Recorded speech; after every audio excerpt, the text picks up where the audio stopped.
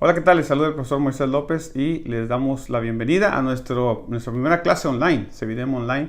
Y en esta ocasión, por las próximas 8 semanas, vamos a estar trabajando con el Pentateuco, los 5 primeros libros del Antiguo Testamento, desde Génesis hasta Deuteronomio. Y básicamente es la historia de la creación, la historia de la caída del ser humano, bueno, la caída o la desobediencia del ser humano, y entre otras cosas el llamamiento de Abraham, que es probablemente uno de los puntos cruciales de estos 5 primeros libros, y el nacimiento o la formación de el pueblo de Israel. Así es de que bienvenidos una vez más. Esperamos aprender mucho durante estas próximas 8 semanas.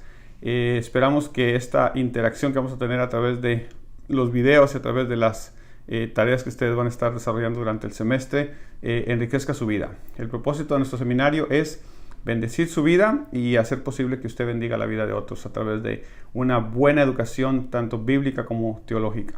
Así que sin más preámbulos, entramos entonces en nuestro primer tema.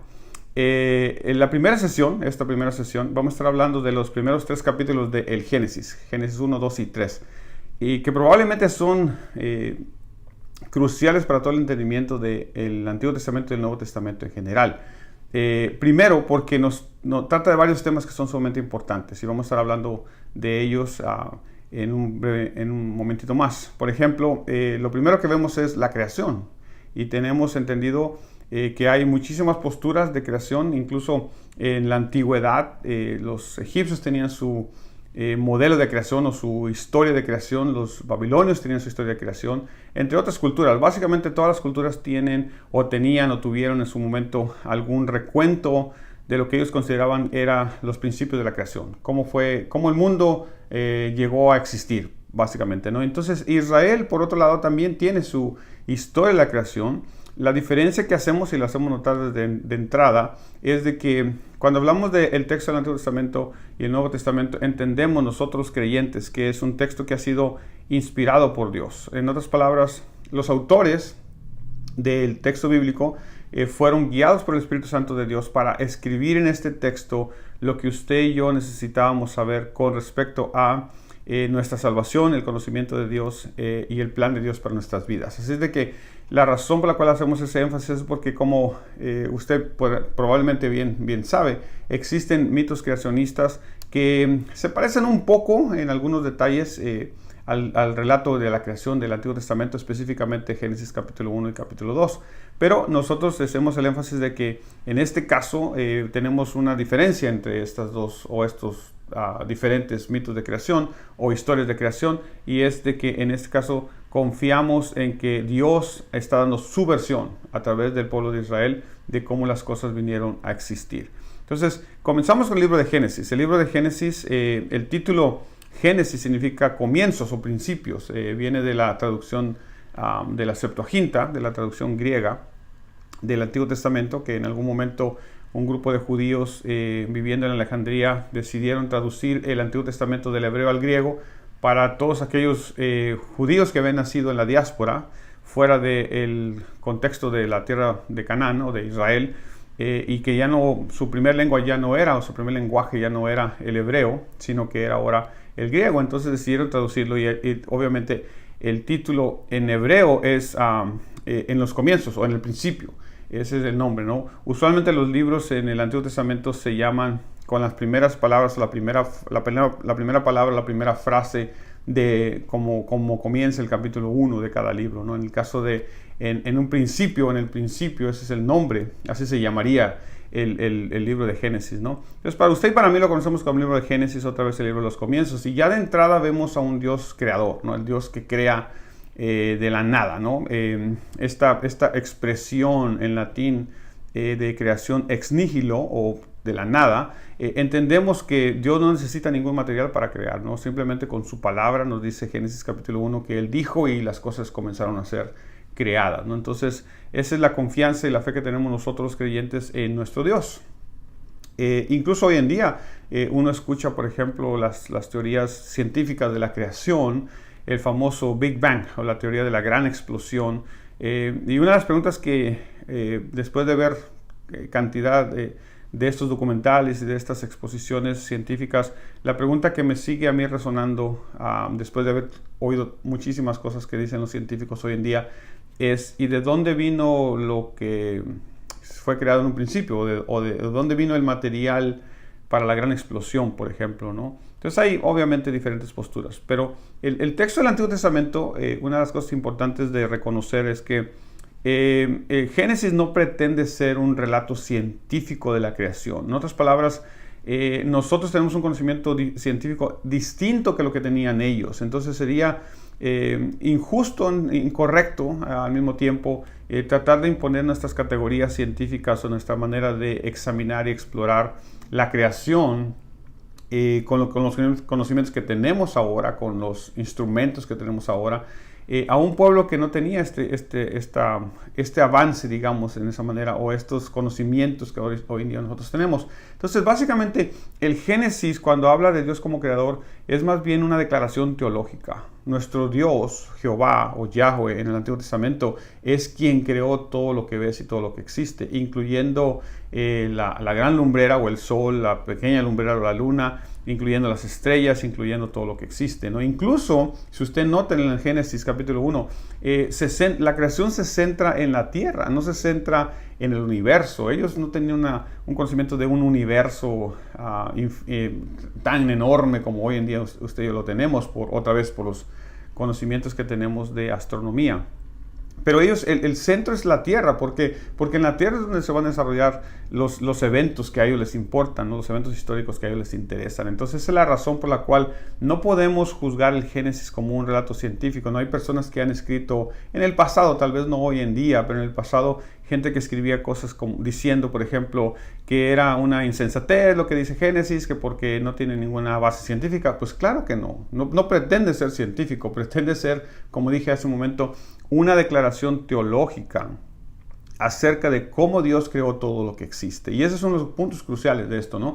La otra cosa que Génesis capítulo 1 pretende hacer es ir en contra de estas mitologías que existían, como dije anteriormente, en Babilonia y en Egipto, particularmente estas dos, y probablemente en Canaán también, ¿no? Había mitos creacionistas en Canaán también, pero a lo que voy es de que el relato de Génesis pretende ir en contra, muy específicamente, del relato de creación que tenían los babilonios.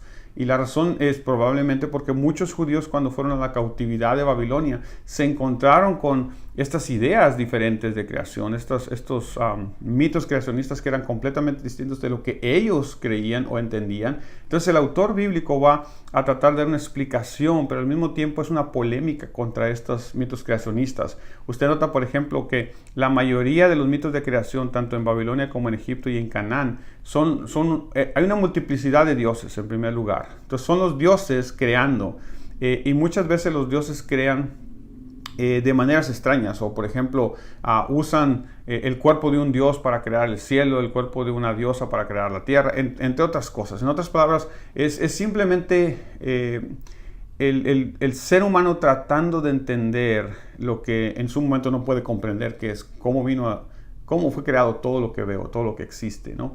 Entonces el texto bíblico tiene una particularidad muy interesante. Uno, las deidades en estos pueblos, tanto en Egipto como en Babilonia, tenían una relación o eran deificaciones de ciertos fenómenos naturales. Por ejemplo, el sol era un dios, la luna era una diosa, las tormentas eran un dios, la sabiduría era un dios, entre otras cosas. Entonces lo que va a hacer el Génesis es que va a poner la creación en manos de Jehová, y ningún otro dios existe. Incluso intencionalmente el autor bíblico no dice el sol, porque el sol tenía esta identidad de deidad para otros pueblos. Entonces ni siquiera le va a llamar por nombre al sol, le va a decir que es la lumbrera mayor, o a la luna le va a decirle que es la lumbrera menor. ¿Por qué?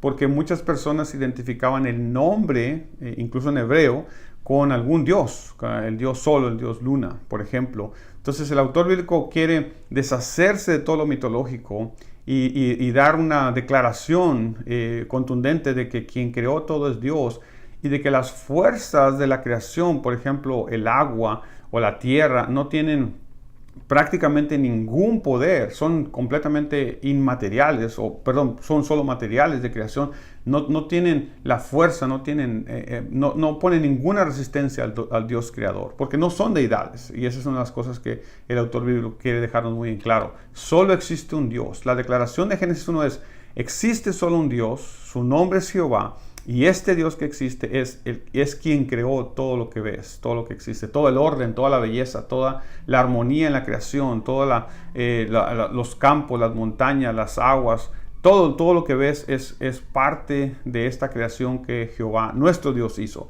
Y curiosamente, la otra parte que es interesante en este tema de la creación que estamos hablando es el hecho de que para los judíos o para los escritores bíblicos en este caso, la creación tiene un punto culminante. Y el punto culminante en este caso es la creación del ser humano. En otras palabras, cuando en los mitos babilónicos el ser humano es como, déjame ver si creo algo más. O por ejemplo, en alguno de los mitos babilónicos el ser humano es creado como para ser esclavo de los dioses, para que sirva a los dioses. Su única función es ser esclavo de los dioses. En el texto bíblico no, en el texto bíblico la creación del ser humano es una creación meditada, ¿no? Incluso Génesis capítulo 1, 26 habla acerca de que este consejo que Dios toma, ¿no? Nosotros que somos trinitarios pensamos preguntando o conversando con el Hijo y el Espíritu Santo, ¿no? Podemos pensar en el antiguo Medio Oriente, en el contexto en el cual esto se desarrolla, que Dios está tomando consejo, ¿no? En su gran consejo que tiene en el cielo, y dice las siguientes palabras: hagamos al hombre, o hagamos al ser humano a imagen y semejanza nuestra, ¿no? Entonces, en otras palabras, en el Antiguo Testamento, de entrada, del capítulo número 1, el ser humano, tanto hombre como mujer, note que en el Génesis 1:26 no hay distinción, ambos son creados a la imagen de Dios, ambos tienen los mismos prerrogativas, podemos decir, en cuanto a la creación, y son, otra vez, es la creación especial de Dios. No es necesariamente como algunos lo han tomado para que nosotros somos los dueños del mundo. No se trata de somos administradores, pero en el Génesis capítulo 1 claramente podemos ver cómo Dios crea al ser humano con un propósito muy específico, de ser el administrador de las cosas, ¿no? Este verbo señorear se oye muy, a veces como autoritario, no soy como nosotros somos los que señoreamos, pero el verbo básicamente puede usarse también para alguien que gobierna de una manera correcta, de una manera justa, de una manera que beneficia a la sociedad a la cual gobierna. Entonces el ser humano, obviamente por nuestra condición de pecadores, muchas veces abusamos de nuestra autoridad que tenemos, pero en el texto bíblico la idea no es el abuso de la creación, sino la administración de la creación. Y Dios promete bendición, bendice a la primera pareja. Y la otra cosa que es importante en el texto bíblico es que la creación, dice el texto en Génesis capítulo 1, es en gran manera buena. Y eso vale la pena remarcarlo porque a pesar de lo que a veces en esta vida nos acontece y nos pasa, Dios afirma que su creación, esto que vemos, usted y yo mismos, ¿no? Nosotros como seres humanos somos en extremo buenos, somos buenos en gran manera. Dios nos creó a su imagen y semejanza y es una de las cosas más maravillosas que el ser humano puede tener. No creó a los animales a su imagen y semejanza, creó al ser humano a su imagen y semejanza, y por eso el ser humano tiene un lugar muy especial en el corazón de Dios. Toda su creación, pero específicamente con el ser humano. Ese es uno de los puntos muy importantes en cuanto a el Génesis capítulo 1. Como dije, los grandes temas del Antiguo Testamento comienzan de entrada con un Dios que existe. La otra cosa que es interesante es de que en ningún momento se trata de argumentar la existencia de Dios. Se asume que Dios existe, y yo decía hace unos días atrás en una clase que estaba enseñando que este sentir de ateísmo que hoy en día inunda nuestras sociedades, ¿no? No es muy antiguo, probablemente tendrá unos cuantos siglos nada más, pero básicamente en la antigüedad la mayoría de los pueblos eran creyentes. Es verdad, tenían una multiplicidad de dioses, tenían dioses para diferentes necesidades, para diferentes propósitos, pero el ateísmo no era algo común en el ser humano. Al contrario, tenían la idea de que había seres o un ser supremo, o un ser poderoso o todopoderoso, como el caso de Israel. Entonces, en ningún momento se trata de afirmar o de demostrar o de comprobar la existencia de Dios. El texto comienza diciendo: en el principio Dios. O sea, no hay alguna reflexión filosófica acerca de dónde vino Dios, quién lo creó. Yo sé que son preguntas que a veces el ser humano se hace, pero a lo que voy es que en el texto del Antiguo Testamento la existencia de Dios se da por hecho. Dios existe Y lo que ves hoy en día es parte de la obra creadora de Dios. Esta creación que vemos hoy en día es parte de esta obra creadora de Dios. Génesis capítulo 1 y capítulo 2 presentan una diferencia, ¿no? Y la diferencia es probablemente porque viene de dos escuelas distintas de pensamiento.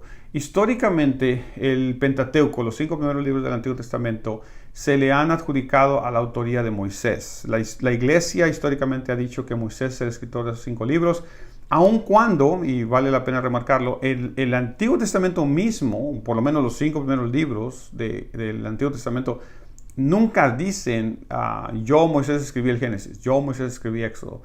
Hay algunos pasajes en los cuales sí, el texto bíblico dice que Dios le dijo a Moisés, por ejemplo, escribe estas cosas para memoria, escribe estas cosas o ponlas por escrito, etcétera, etcétera, para que se las enseñes a los hijos de Israel. Es verdad, pero en ningún momento se hace esta afirmación. Pero bueno, no creo que haga personalmente ninguna diferencia, esa es una opinión muy personal, de si Moisés escribió los 5 primeros libros o Moisés escribió algunas cosas de estos libros y después generaciones siguientes agregaron a estos libros o por ejemplo los recuentos de las historias de los patriarcas, probablemente Moisés las escuchó de sus ancestros por la tradición oral que venían de mano en mano pasando de generación a generación y alguien las puso por escritos, probablemente Moisés, probablemente otra gente. A lo que voy es esto, ¿no? Cuando ves esta diferencia entre Génesis 1 y 2 en cuanto a la creación del ser humano.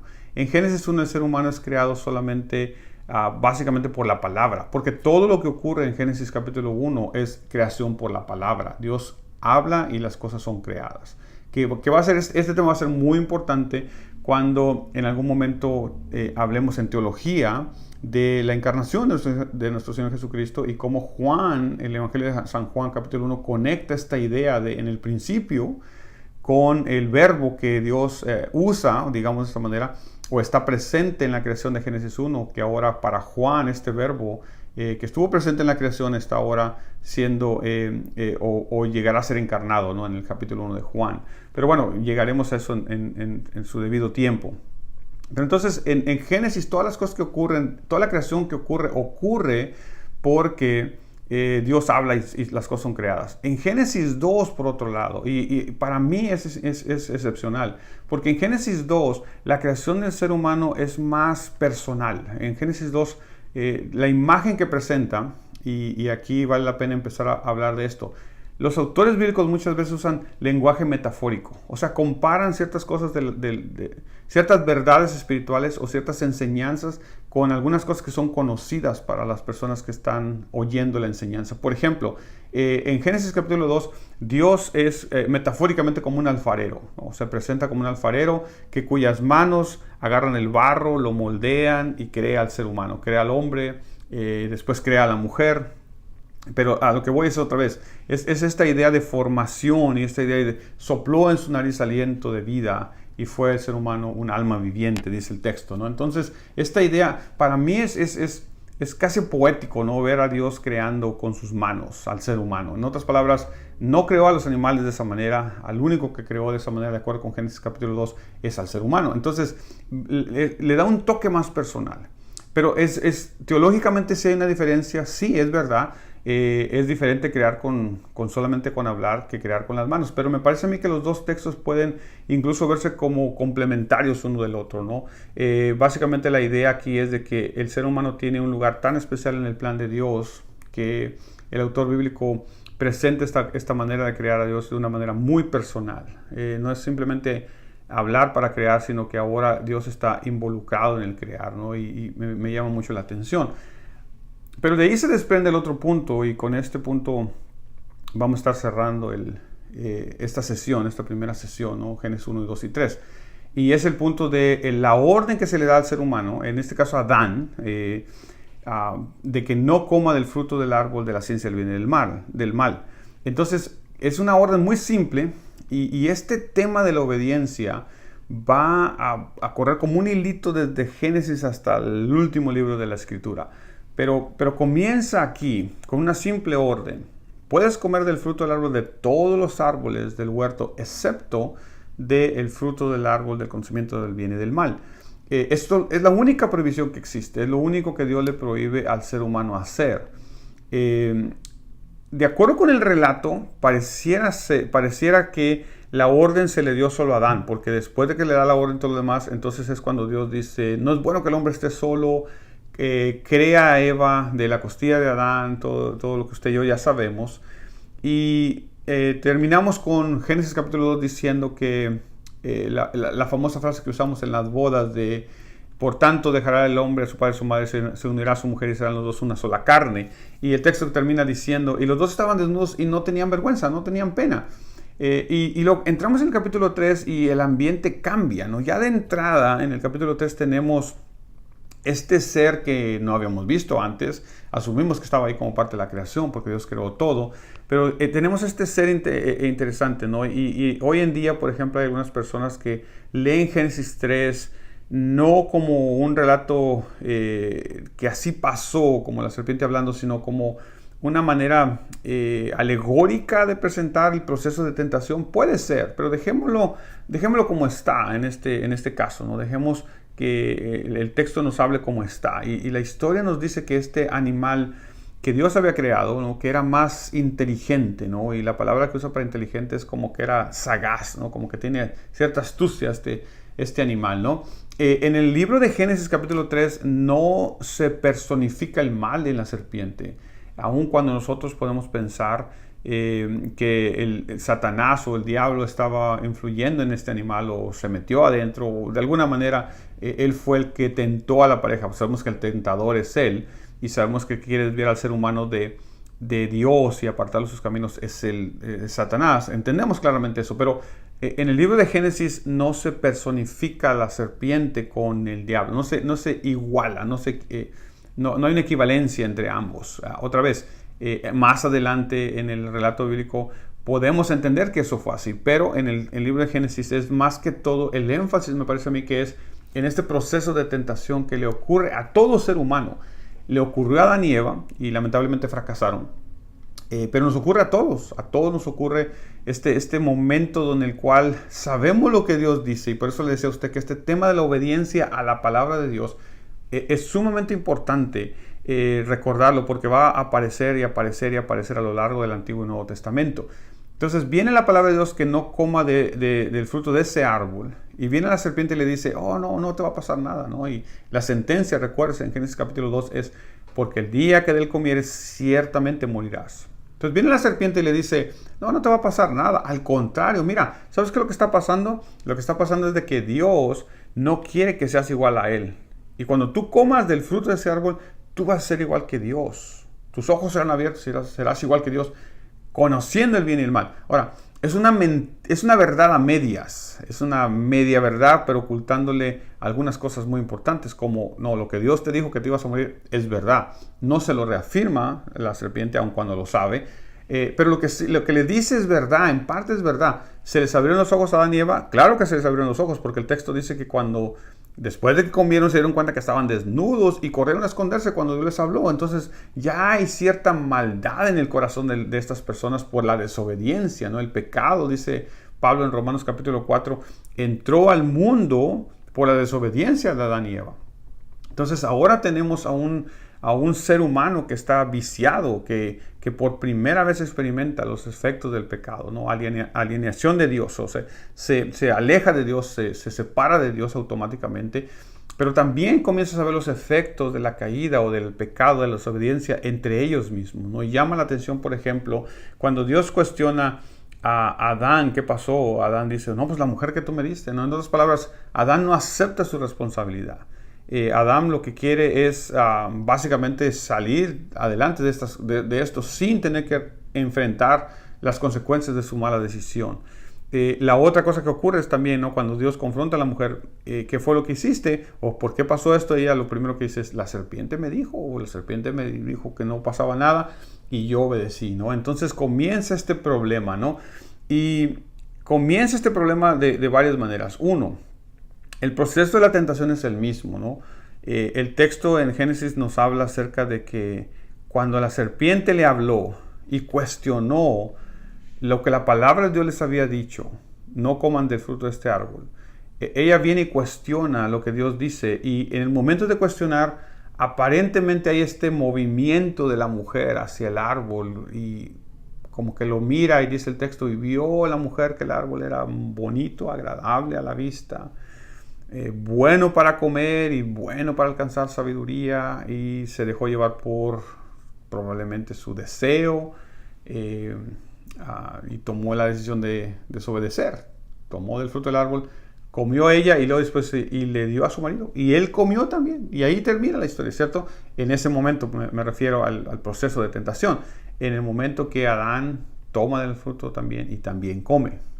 ¿Por qué Adán? Porque bíblicamente hablando, Adán es la cabeza de la humanidad. Él fue creado primero. Entonces, obviamente, el pecado de Adán y Eva es un pecado. No estamos diciendo, yo soy los primeros que piensan, o de los muchos que piensan, que Eva no tuvo toda la responsabilidad, como muchas veces se ha dicho, se ha afirmado, incluso en las iglesias, ¿no? Por culpa de Eva, no. Yo creo que Adán estaba muy cerca, ¿no? Incluso los verbos que usa la serpiente cuando está hablando con la mujer, los verbos son en plural. Ustedes, les dijo Dios. No habla en tercera persona con ella, en segunda persona, como tú, no, Dios te dijo, Dios, no, sino que habla en segunda persona como un plural, en otras palabras, ustedes.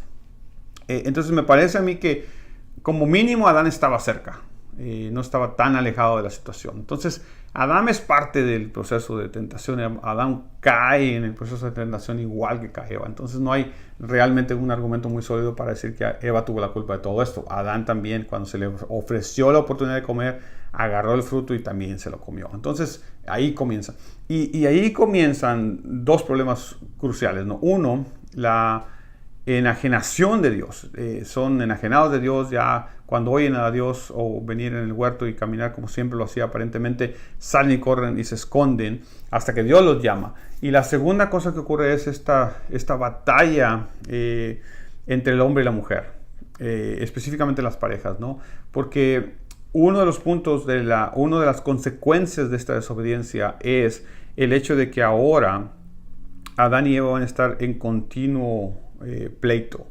El texto dice en Reina Valera, hacia tu marido será tu deseo. Y suena como que si la mujer va a estar siempre deseosa del hombre, pero la idea más bien es, y en algunas nuevas traducciones me parece, si mal no recuerdo, Dios habla hoy o Nueva Traducción Viviente, una de estas dos, traducen el texto un poquito diferente, como diciendo, vas a querer controlar a tu marido, porque la idea de este deseo no es un deseo de atracción, es un deseo de control. Y la razón por la que pensamos eso es porque, uno, el deseo es tu marido, y luego después dice, pero él se enseñoreará de ti. Y entonces, esta idea de enseñorearse en este momento, en este pasaje, debido a que la mujer tiene el deseo de gobernar y el hombre tiene el deseo de gobernar, se torna en este pleito constante que toda pareja en algún momento experimenta, y que es consecuencia del pecado, que es consecuencia de la desobediencia. No es en ningún momento, en ninguna manera, el plan de Dios. Esto, acuérdense, claramente estamos hablando de esto ocurre después de la desobediencia. Antes de la desobediencia, podemos pensar que la relación entre Adán y Eva era una relación de felicidad y de armonía. No había pecado en sus corazones. Entonces no había por qué estar peleando para ver quién es el número uno. Este pleito que existe, incluso estos abusos que ha habido en contra de las mujeres, particularmente en contra de las mujeres, en las sociedades que siguieron, incluso en nuestra sociedad hoy en día, tiene que ver con el pecado. No es el modelo de Dios. Y cada vez que alguien pretende decir que ese es el modelo de Dios, que yo como varón tengo la autoridad sobre mi mujer y no importa lo que ella diga, yo soy el que tiene la última palabra, no es el modelo bíblico, aclaramos, ¿no? Este es el modelo que surgió en la humanidad después de la caída. Incluso cuando usted lee, por ejemplo, en este punto en específico de los matrimonios, Efesios capítulo 5, usted se da cuenta que Pablo pide, el escritor de Efesios, creemos que fue Pablo, escribe acerca de la sujeción uno a otro. Someteos unos a otros en el temor del Señor. Entonces, en otras palabras, está hablando en las parejas, pero está hablando de sometimiento mutuo. No está hablando de solamente al hombre. Y obviamente, después Pablo va a decir, las casadas estén sujetas a su marido. Pero la sujeción que estamos hablando en Cristo es completamente diferente que la sujeción que el mundo practica. Y esas son las cosas que tenemos que comenzar a diferenciar. Pero regresando un poquito otra vez, ya para concluir nuestro pensamiento de hoy, esta primera sesión, Génesis capítulo 1, 2 y 3 nos presentan estos dos temas cruciales, ¿no? Que, específicamente Génesis 3, porque Génesis 3 va a dar origen, de cierta manera, a todo el desenvolvimiento del plan de Dios. Comienza con la entrada del pecado, Génesis capítulo 3, y después cuando hablemos de Génesis capítulo 4, 5, 6, 7, 8 y 9, vamos a ver cómo el pecado comienza a hacer estragos en la humanidad. Note, un solo pecado, la entrada de este pecado, comenzó a teñir de este comportamiento fuera de la voluntad de Dios y con comportamiento en contra de otro ser humano, que comienza a escalar y escalar y escalar hasta que Dios llegue a un momento donde diga, me pesa en mi corazón haber creado al hombre. Hasta ese punto va a llegar el ser humano en esta desviación del plan y de la voluntad de Dios. Ese ha sido Génesis capítulo 1, 2 y 3. Espero que hayamos aprendido algunas cosas nuevas en esta primera sesión. En algún momentito continuaremos hablando de la continuación de esta historia que nos dejó con la puerta abierta de lo que acontecerá en los próximos capítulos de Génesis. Bendiciones.